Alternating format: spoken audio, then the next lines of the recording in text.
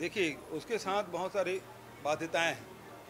उसमें केंद्र सरकार से अनुदान मिलता है उनको, तो केंद्र सरकार से द्वारा पोषित खासकर जो स्वास्थ्य विभाग में, अब उसमें 60% भारत सरकार का है, 40% हमारा है। और यदि हम परमानेंट करते हैं तो 60% भारत सरकार देगी क्या? जैसे परमानेंट करेंगे वो राशि देना बंद कर देंगे। यदि भारत सरकार सहमत है तो हमें करने में कोई तकलीफ नहीं है।